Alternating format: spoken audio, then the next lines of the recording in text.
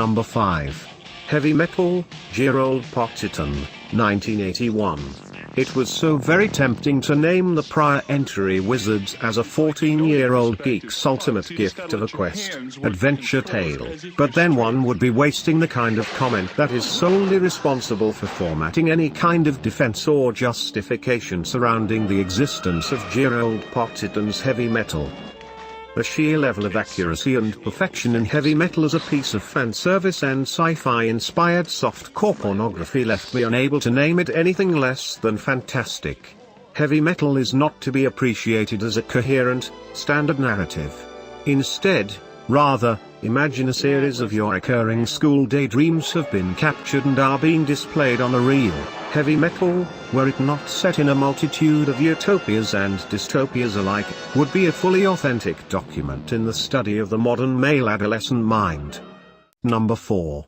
Metropolis, Rintaro, 2001. This Japanese rendition of Fritz Lang's landmark 1927 masterpiece is not a remake, so much as it is a narrative delving in such blatant similarity it would be wiser to market it as a reimagining rather than the focal point of a lawsuit.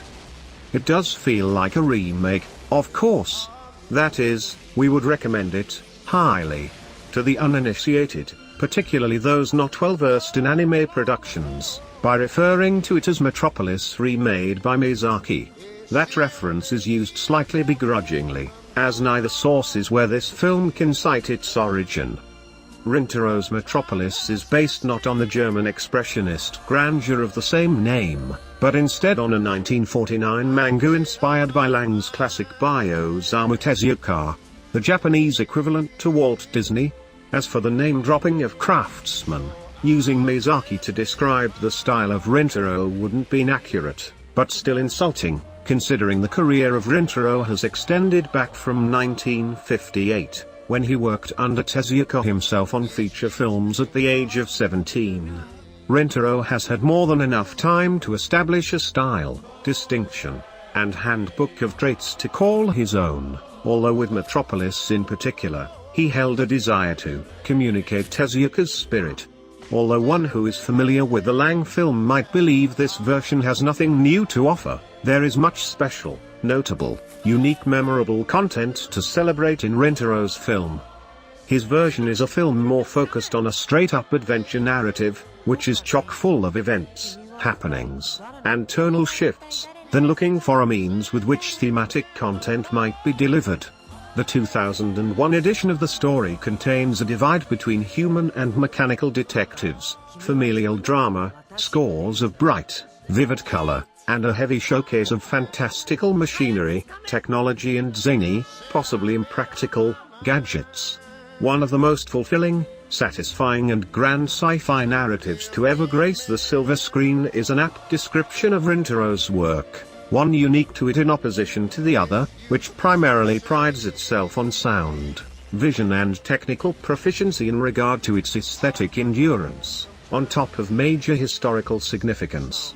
Of course, no one is out to claim Rintaro crafted a product that was the superior of Lang's, on the contrary, if one were to be bothered to make a comparison, but instead one that isolated facets of its prowess in order to originate something fresh, inviting, and thoroughly exciting. Number 3. Nausicaa of the Valley of the Wind, Hayao Miyazaki, 1984. Now, we get to the household legend, or at least the closest thing manga, anime has to a regular name drop in the West. Thank whatever shaped Miyazaki's tastes and interests for his lack of interest in sci-fi features, otherwise, this list would surely be cluttered with his contributions to the genre. His sole dabbling in the bracket is, arguably, much like Bakshi's Wizards, more identifiable with fantasy, but for the opposite reasons, parallel narrative traits.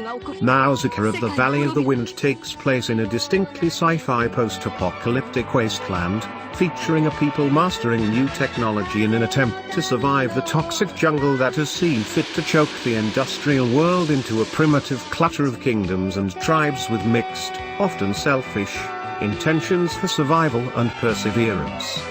The thematic content, however, concerning a chosen one, The resultant hero's journey, and a conflict between kingdoms, seems like a fairy tale.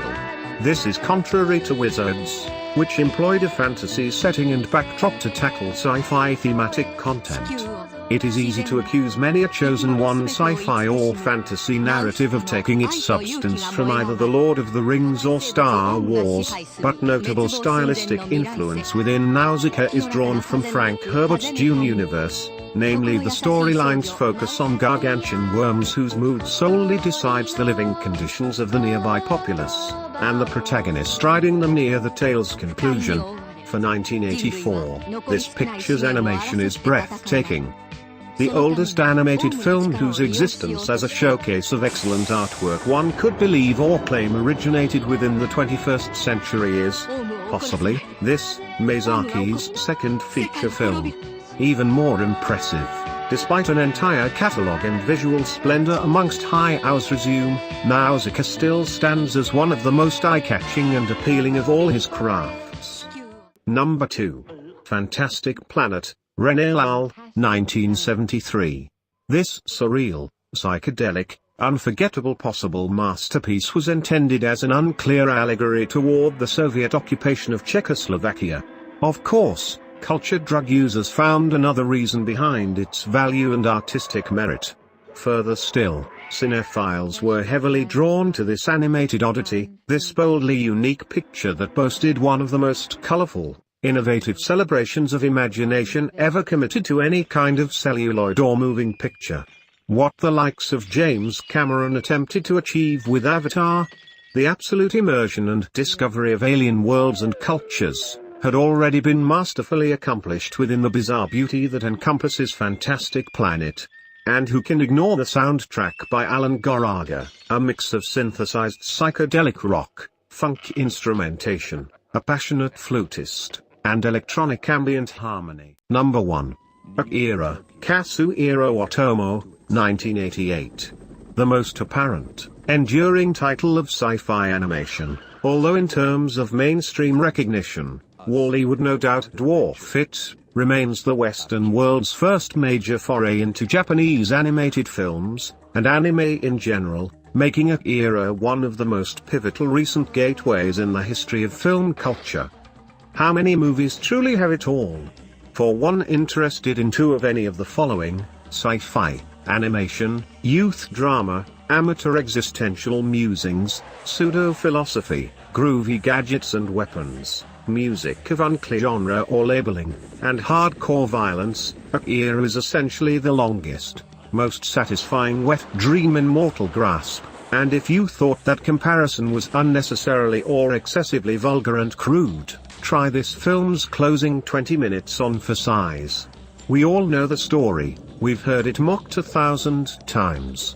Kaneda needs Tetsuo, Tetsuo needs Kaneda. The cinema's favorite nation to inflict widespread havoc and explosive misery upon fulfills its long-standing role. The scientists and the soldiers go head-to-head. Both sides of view are represented with eyes bulging, overdubbed English-Japanese accents piercing the TV speakers yelling their fears and viewpoints. It is relatively easy to mock, but even easy to love, presuming your role as part of Akira's gigantic sphere of appeal amongst the more niche genres and male-oriented art, narrative brackets and traits. Leave a comment to let me know, do you agree or disagree with this video? And tell about your point. And leave a comment if you want top 5 sci-fi find out other true too. Subscribe to watch new video every afternoon. Thank you for watching.